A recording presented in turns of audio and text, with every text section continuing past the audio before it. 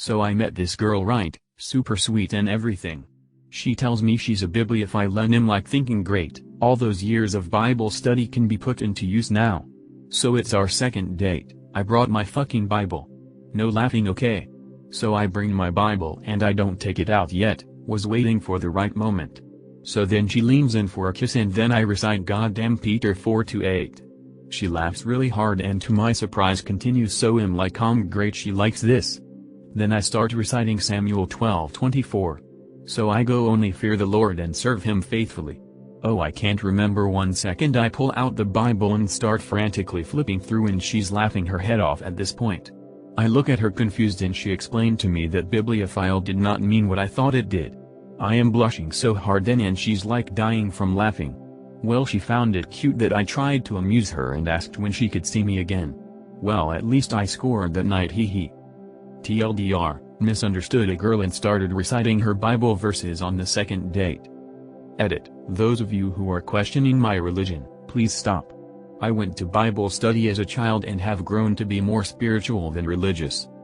As for those of you who are thinking about YTF I would quote the Bible in such a timing, well, I thought it would be amusing and she would like that I have knowledge at her interests.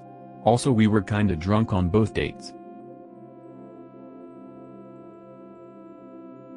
Well, not actually today, more like 7 years ago.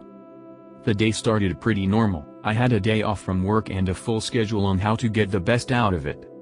The plan was to do all the boring stuff that I had to take care of right in the morning, seeing my girlfriend for a bit after that, and then in the evening to go to my first ever live soccer game with friends. I'm not a soccer fan, but I never been to a big event like that and was super excited about it.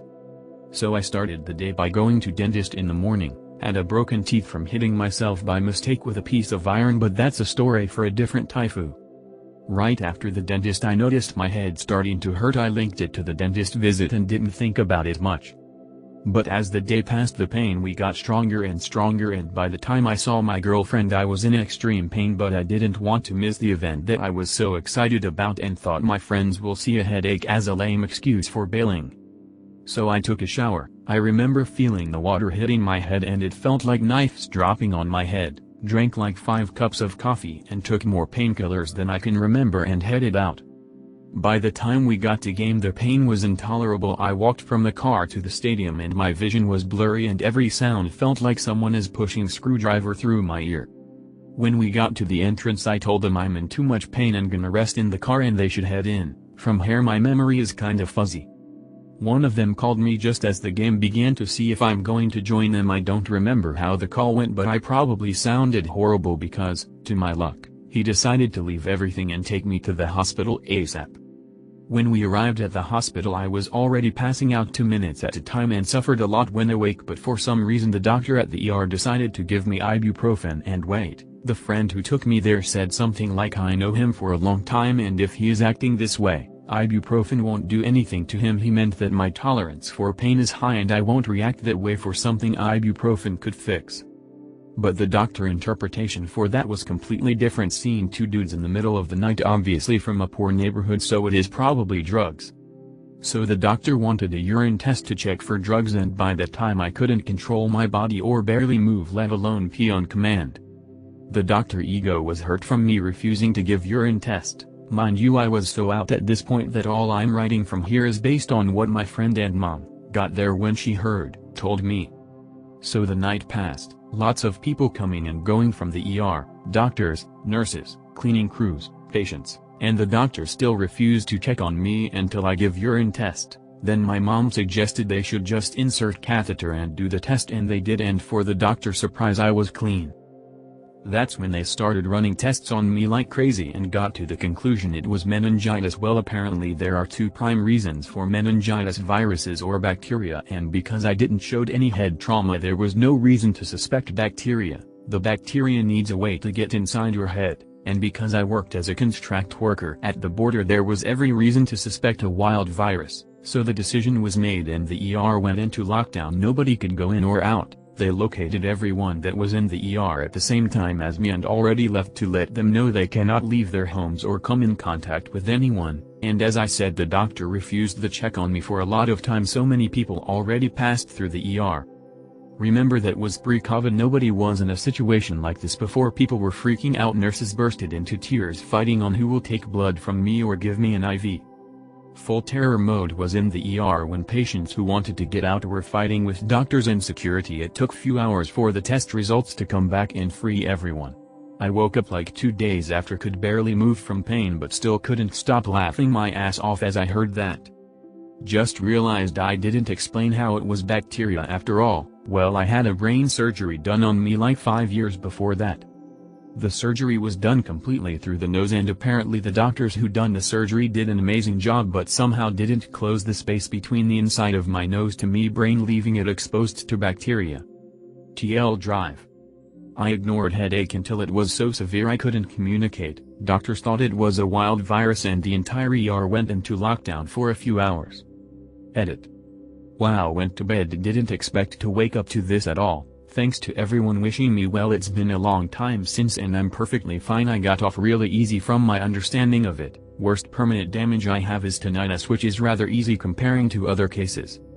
I have to head out to work soon so I can't reply to everything, so I'll try to give more info to respond to some comments here. The first surgery happened when I was 13. This incident happened when I was 18. I am 25 now. As to why I'm not upset with the first doctor leaving it open, I had a benign tumor in a very complicated area behind my eye and nose touching the brain, and as I said, I'm coming from pretty poor city, so following advice from a doctor at local hospital I did the surgery in a pretty far city that had more money and of course better doctors. That meant that my mom couldn't afford being with me a lot of the time and I was alone, 13-year-old kid with no one to speak for me. Original plan was to have open head surgery to remove it. Fairly young drive, 30 plus, insisted and argued with most of the doctors he could do it through the nose, leaving me with much less damage and much easier recovery, and he did. He was super nice the all way and checked up on me constantly. I'm thankful for him and not holding any grudge towards him. As to why I refused to give urine sample, I just couldn't. The doctor took it as me refusing.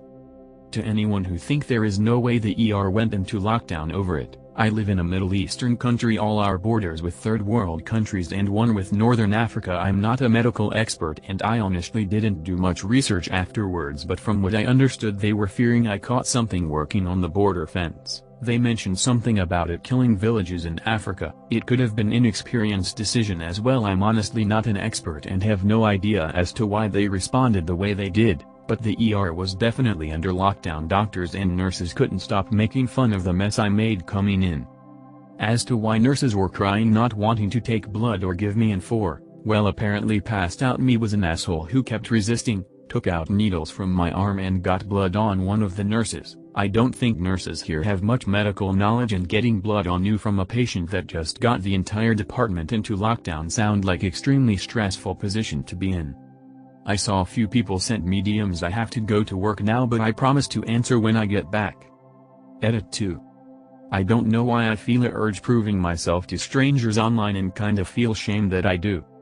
But anyway, here's a picture of some of my medical diagnosis. I can't provide any more proofs without exposing personal information. If I missed any personal info in the picture, please be nice and DM me ASAP. Skeptical. Pickimger.com web link. Just had a flashback to a moment I suppressed 5 years ago. Up until my grade 11 high school year, my social skills were equivalent to that of a rubber doorstop. I had a history of bullying in my previous school, so socializing with anyone was difficult. Add the fact that it was an all-boys school, so attending a mixed school was quite the cultural shock. Anyways, it was English class, grade 10 aka first year at my new school, and we were asked to create a children anti-bullying PSA. Guys, I didn't have many friends in my old school, consequently I had no sense of what was socially acceptable. I didn't even know I'd have to share my PSA with the rest of the class for feedback later, which may or may not have prevented the FU and I'd quit. My head went there, but the second I got home, I searched suicide in Google Images and grabbed the most morbid picture I could fucking find. It was a girl hanging over a chair with a dead look on her face. Then I captioned the picture with "The bullying thrill isn't worth the kill." I grabbed that PSA thinking I just created a masterpiece and raced to school. Then came feedback time. One by one everyone started presenting their PSA, and slowly but surely I started realizing how fucked up mine was. Every single person has cute little drawing with crying kids and friends supporting them, but I was the only person with a dead corpse staring at you. Jenny, who was sitting next to me, started engaging me in a conversation about how nervous she is about going up next. Bear in mind that this is our first interaction. She goes, "Let me see yours." Me, I haven't done mine. Her, BS, I literally saw you pull it out of your folder earlier. It can't be worse than mine. Time stops. In her thoughts, this girl is kinda cute and I've never talked to her until now. If I show her this shit, how fucking weird is she gonna think I am? On the other hand, maybe it really isn't that bad and I'm exaggerating. Time resumes. Me, here you go. She grabs the paper out of my hand and flips it around. Her face instantly flushes. Internal thoughts, oh fuck. Oh fuck. Oh fuck. Her, reluctantly, it's very good.